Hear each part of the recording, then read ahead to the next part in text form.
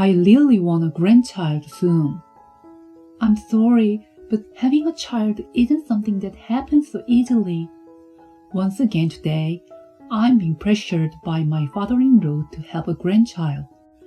It's not that I don't want a child. In fact, I would love to have one with my beloved husband as soon as possible. However, we've only been married for 4 years. I want to cherish our time together as a couple. But he doesn't listen to my opinion at all. Instead, he goes as far as saying, "If you don't have children, there's no point in being married."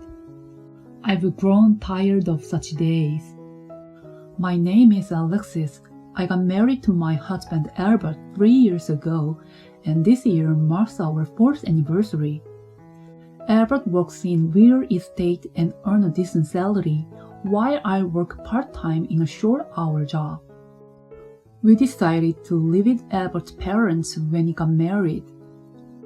Although Albert has an older sister, he was the eldest son, and there was a strong request from our parents-in-law to live together.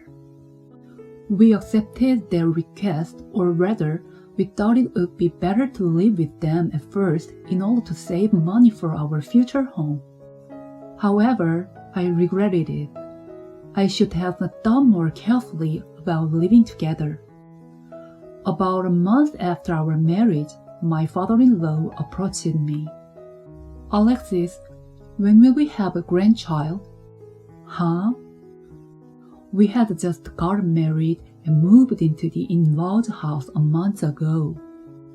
And yet, my father-in-law was already demanding a child. Father-in-law, we're still adjusting to our new life. Having a child sooner is better.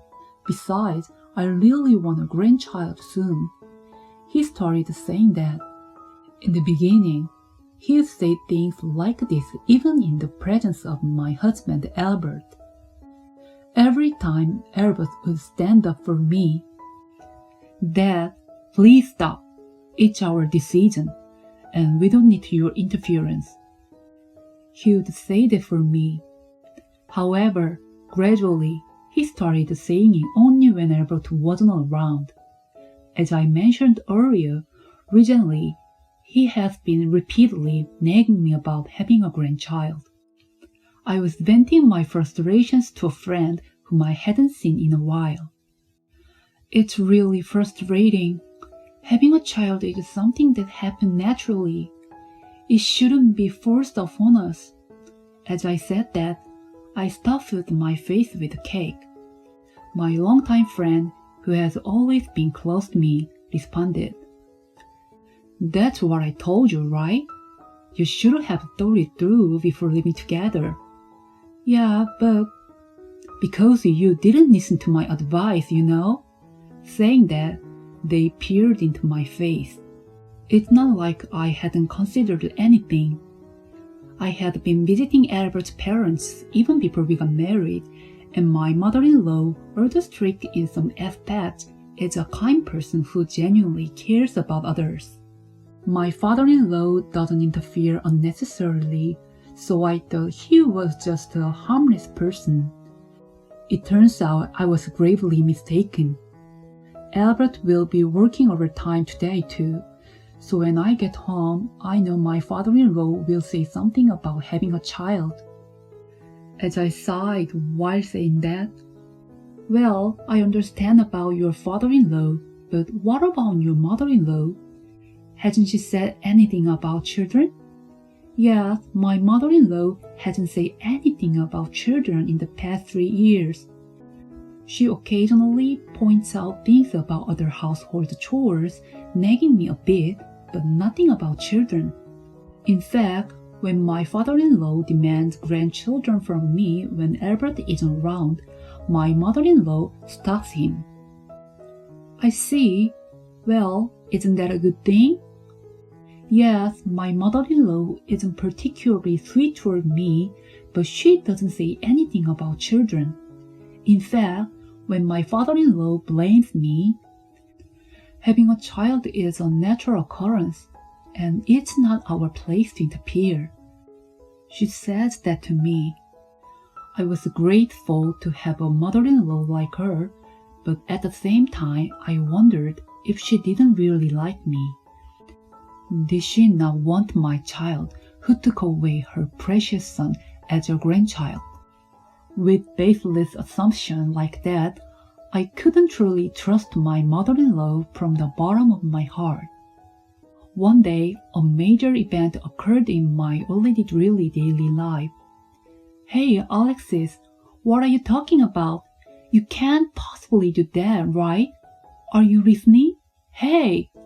My mother-in-law, who seemed to be talking to someone on the phone, suddenly raised her voice and eventually let out a sigh. After finishing the dishes, I headed to the living room where my mother-in-law was on the phone. What's wrong, mother-in-law? I asked her, and then, Alexis, Elta suddenly said she's coming back home. Huh? My sister-in-law? Elta is Elva's sister and my sister-in-law. I've only met her a few times before. She got married before us and now lives in a different place. I remember she has a 4-year daughter named Ellie. Instead of being happy that her own daughter is coming back, my mother-in-law was troubled and seemed distressed. My father-in-law came over and asked, What's going on? Why are you so down? That's because Elta is getting a divorce and wants to come back here. What? A divorce? At the moment, I felt like I understood the reason why my mother-in-law was so down.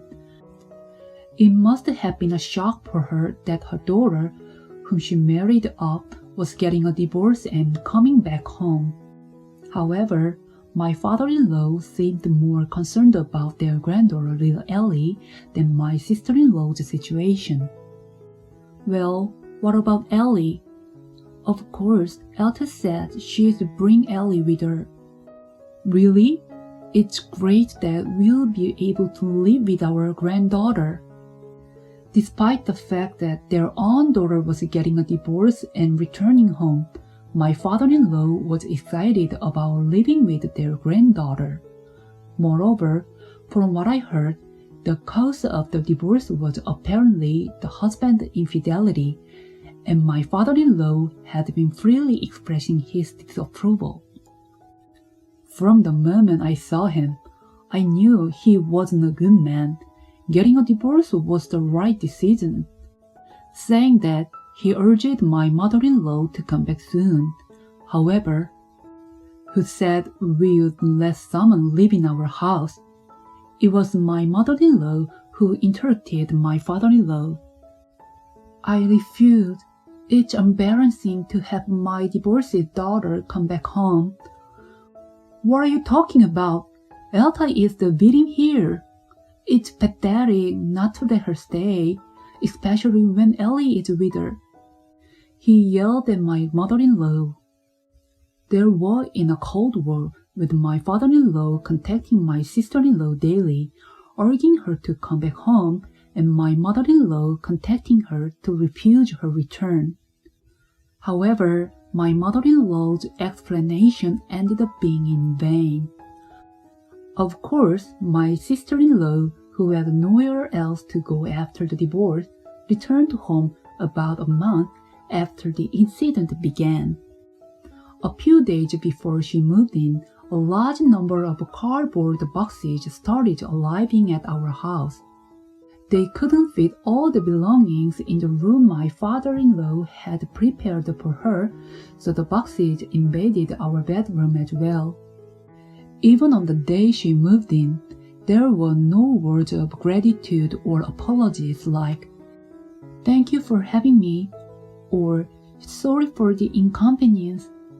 Despite her elegant attitude, as if she had just returned to her parents' house, she treated us with the condescending attitude as if she were a guest. Of course, as my sister-in-law, I couldn't argue back no matter what she said, and I had no choice but to silently obey whatever instructions were given to me. You should do it on your own. Even when occasionally reminded, my sister-in-law didn't listen at all and seemed to have no intention of changing her way of life. Thanks to that, the stress I had been harboring toward my father-in-law gradually merged with the stress toward my sister-in-law, and it kept growing rager and rager. Every day I endured such unreasonable treatment, but one day I reached my limit. That day, Albert and I were out together for the first time in a while.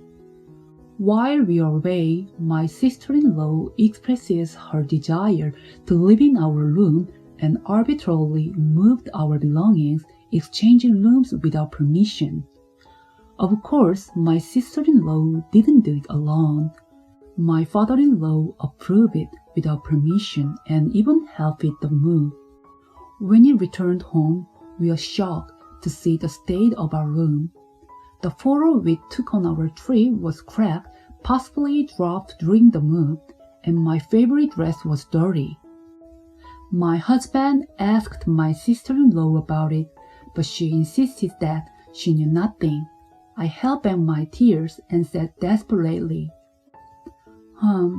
there was some important things like photos and clothes. Could you please apologize properly with just a word? My sister-in-law looked at me and said with a sigh of annoyance, I told you I don't know anything. How troublesome. She laughed through her nose as she said it. My mother-in-law scolded for it, but my father-in-law dismissed it, saying it was exaggerated. There was no point in saying anything else, so my husband and I returned to our room. Further unwarranted actions from my father-in-law and sister-in-law escalated. One day, she said, Hey Mom, Ellie's clothes are getting too small. Let's go buy some together. My mother-in-law replied, What? Didn't I say I was going out to eat with my friends in the neighborhood today? My father-in-law responded with an obviously unhappy expression. You can do that anytime. Isn't our grandchild important? If my husband had been there, he could have helped, but unfortunately, he wasn't. When I tried to speak up, it was completely meaningless. Instead, I was told, Alexis, you're not involved. Just stay quiet. In the end, my mother-in-law canceled her lunch plans with her friend and took Ellie to the department store. She ended up buying clothes and shoes with my mother-in-law's money. In the evening, my exhausted mother-in-law returned home with Ellie. Ellie, you are lucky to have gotten so many things. Without saying a word of thanks to my mother-in-law, my sister-in-law spread out the clothes and she had bought. I knew that my sister-in-law had been repeatedly calling my mother-in-law while she was at the department store, demanding things like, Make sure to buy new toys for Ellie. Oh, and not cheap clothes, get something proper. All right. I was aware of how forcefully she made those demands.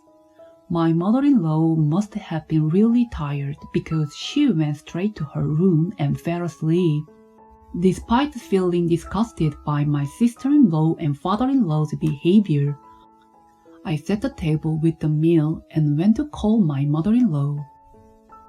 Just as we started eating, Ellie, you don't like green peppers, right? They're not tasty, so you can leave them. She said that.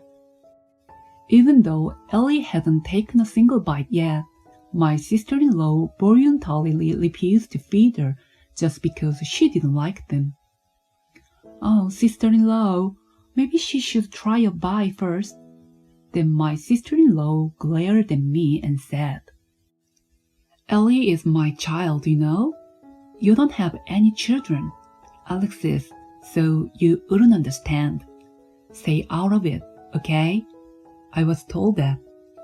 In addition to that, they took the opportunity to join in.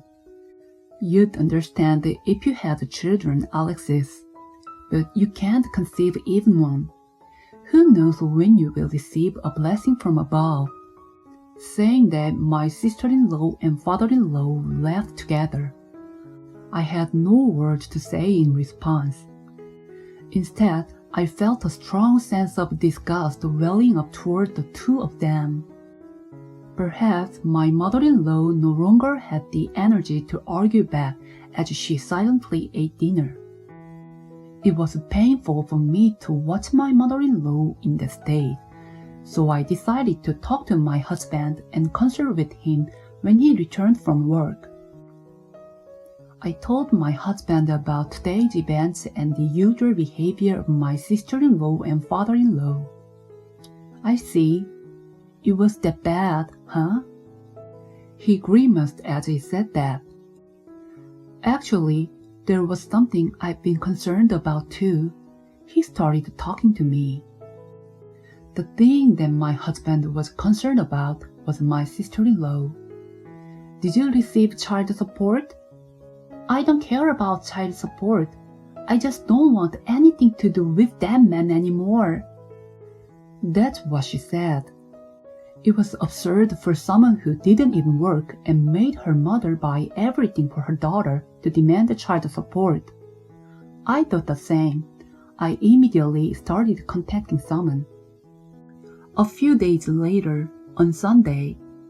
On this day, my husband had the day off from work, and both my in-laws and sister-in-law were, of course, at home. Around 10 o'clock, the intercom rang. Hello? My husband headed toward the entrance. Since it might be a visitor, my mother-in-law started preparing tea and I decided to help. Of course, my sister-in-law and father-in-law didn't care about such things and were busy playing with their smartphones and watching TV. Then, someone burst in, shouting loudly, "Hey, what the hell are you doing?" Why are you here? My sister-in-law's face turned pale in an instant. Yes, the one who came to visit our house was my sister-in-law's husband. Furthermore, he hadn't been cheating. The real reason for their divorce was my sister-in-law herself. She didn't work and was using her husband's money to buy luxury items and even frequented casino. When that was discovered and her husband demanded the money back, she ignored him and came back to her parents' house as if nothing had happened. Upon learning this fact, my mother-in-law's face turned increasingly red with anger. "Get out of here, right now!" Cornered, my sister-in-law sought help from my father-in-law, but in this situation, even my father-in-law couldn't protect her and remained silent, looking down. In the end, my sister-in-law was afraid of her husband's words. "If you don't repay the money you spent properly, I'll take you to court or do whatever it takes." And she was made to promise on the spot that she would work and repay the amounts she had used. Ellie was also going to be taken by her husband, separated from our joyous father-in-law. And my husband and I decided to leave our parents' house at this opportunity. The trigger was my husband's words. "I can't leave Alexis in this kind of family. I'm sorry for all the troubles I've caused you." Since we had saved up a considerable amount of money, we decided to build our long-awaited dream home. We have told my mother-in-law, who has helped us a lot, "If anything happens, please come here anytime." On the other hand, my sister-in-law now lives alone in a small apartment and works multiple jobs to continue repaying her ex-husband. And now, several months after moving, I found out that I'm pregnant with my husband's child. My mother-in-law was overjoyed and in tears, and my father-in-law now reflects on his past words and apologizes to me every time we meet. I'm sure my father-in-law won't make sarcastic remarks to me anymore, and he will shower our child with love once they are born. We have been through a lot of hardship, but I believe that a lot of happiness awaits us from now on. I want to raise the child that is coming with lots of love and care.